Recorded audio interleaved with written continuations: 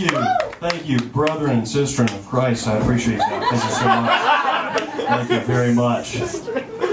It's good to be here. It's good to breathe you guys in. Sort of been watching from the back, so sort of picking and choosing who seems to be sort of a good audience member, who seems to have their eyes open. You know what I mean? Just sort of the everlasting graciousness that is upon us. Some people don't, and that's fine. Let's see if we can turn some heads tonight. You know what I mean? Are there any other Christians in the room tonight?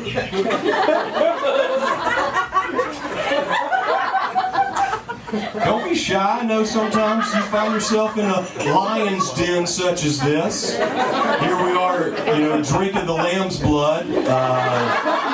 We're drinking the lamb's blood. We're using some words that, personally, I don't think we need them in our dialect. Some people here, you're Christian, you're afraid, you're like, I don't want to answer and say I'm a Christian. People think I'm a weirdo.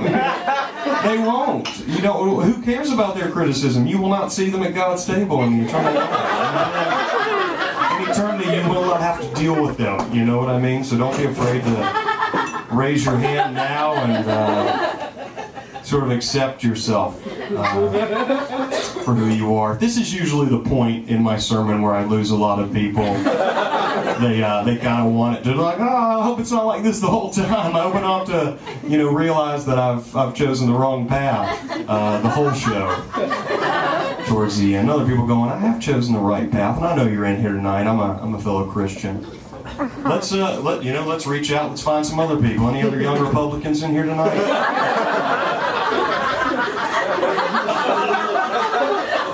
Not a popular crowd, I guess. We have had to hide from you guys our whole lives. I'm not necessarily a young Republican, but I'm a leader of the young Republicans, so I'm sort of a middle-aged Republican. I don't want to say older Republican. I'm not a young Republican. I'm like I'm just a Republican. You know what I mean? Republican Christian. We have had our fair share of hurdles to get over. You know what I mean? Dead silence, really. Have I touched that many hearts this soon? I'd like to talk to you guys about two people who we have grown fond of, Adam and Eve. A lot of people say it's Adam and Eve, not Adam and Steve. I say I kind of wish it was Steve, because I bet Steve wouldn't have been so dumb to listen to a talking snake. What's Eve's deal? Am I right, guys? What's Eve up to? What is her deal? Talking snake. Eve, do the research. Do the little bit of research required. Well, what research is that? I don't know. Maybe see if the other animals can talk. They can't? Something's up. Something's up. Steve would have spotted that. Steve would have been like, hold up, dude. None of the other animals can talk. You're telling me to eat this apple? Get up out of here, dude. That's more than likely what Steve would have said. The Bible tells us that.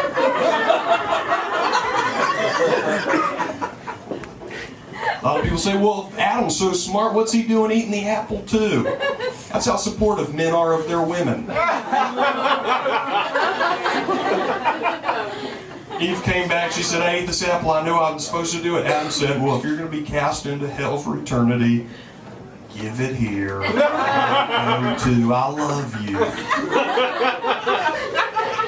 Besides, Adam was probably trying to get God back. Like, hey, how about you don't sneak into my dreams anymore, steal my ribs? That wasn't part of the deal. That wasn't a part of the deal. I sometimes ask myself if I were in Noah's shoes, and I know that we've probably all been driving on Fountain. Shh, don't tell anybody about Fountain. We've all been driving on Fountain. By the way, I poured non-alcoholic beer into here just to sort of make it seem like I was a little hipper with you guys. We've all been driving on Fountain thinking to ourselves, God, I wonder what I would have done if I were Noah. Am I right? Am I right? I'll tell you what I would have done. If I was Noah and God was like, hey, you got to go get all these animals, dude, and you got to build this big old boat, I would have been like, do what?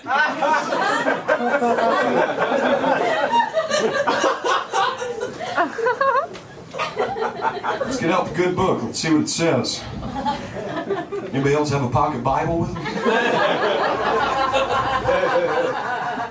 Not one person has a pocket Bible with them? Okay. Good luck out there.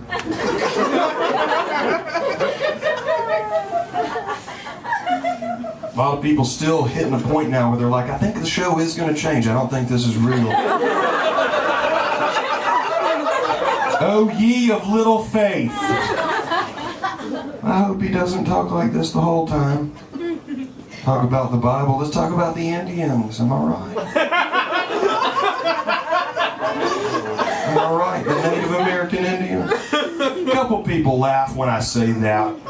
Other people don't laugh. Common misperception right there. When I say let's talk about the Indians, the people who laugh, those are the ones going, surely not.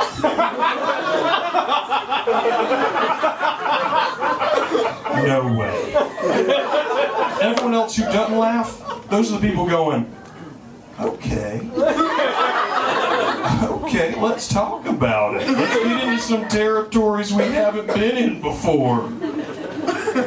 Tweet some people, hey, if you're near Bar Lubitch,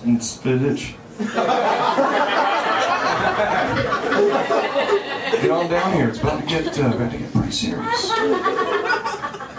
I sometimes think about the Indians. I think to myself, you know, I feel like that's the best this country ever was. You guys ever did that? Think about that? That's the best this country ever was. Right before everybody got here. You know what I'm talking about? It's like a party that's awesome. And everybody showed up and you're like, oh, shit. We were doing real good. And everybody popped in to hang out. Indians, they were chill. I mean, look at them. They sat around. They had teepees. You didn't think about that, did you? Teepees. Like, well, Indians are okay. Their first housing idea was a teepee. How fun that is. We live in boring pieces of shit. They were like, let's live in cones made out of leather. How many bikers wish they could do that? That's where the Indians started. That was forever ago.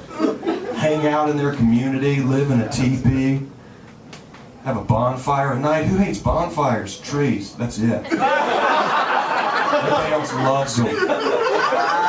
Even the ground is like, ooh, do that over here, it's warm.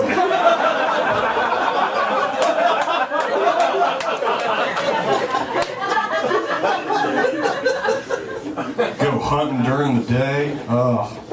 Go hunt during the day, do mushrooms. Mushrooms is probably the closest I've ever been to actually being an Indian, I think. Just out in the woods, talking to the wind, wearing just disheveled underwear. That was the one downside of the Indians. Clothing. Put something on. You know what I mean? I get your chill vibe, but put on something. Everyone knows that about the Indians. Wake up, go hunt, live next to a river. That's how smart the Indians were. They didn't live next to a river for hydration. They were like, hey, you're going to want that noise at night. It'll soothe you right to sleep. Bonfire, hang out. The last thing they do, go into a teepee and smoke pot with the oldest dude in town. We killed those people.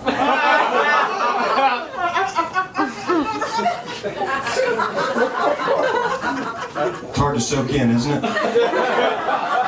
Moving forward, when we realized we were already there, we were there so long ago.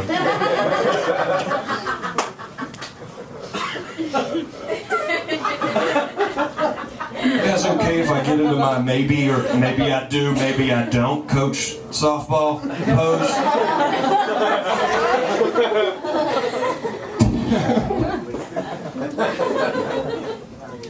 Christopher Columbus, probably the greatest real estate agent of all time. Stay with me. For a second, you're like, hey. And then you realize, why am I so for Christopher Columbus? Greatest real estate agent. You guys want to live over here? I don't know, Chris. Looks like people already living there.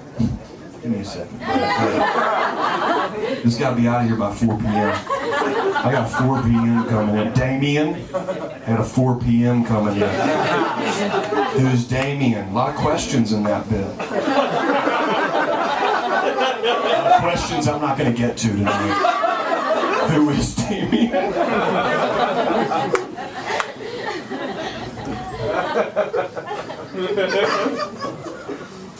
And he will raise you up on me.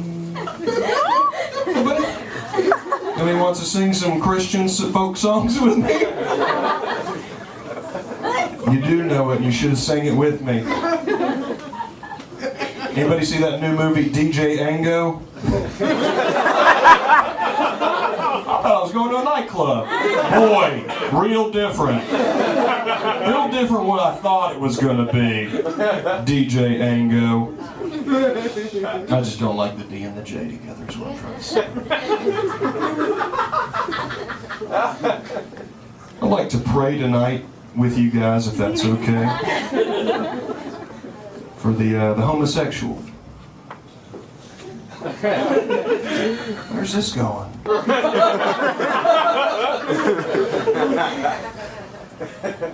A group so brazen, so bold to choose a rainbow as the symbol to represent their struggles and their accomplishments, knowing full well that the people who hate them have always hated colors.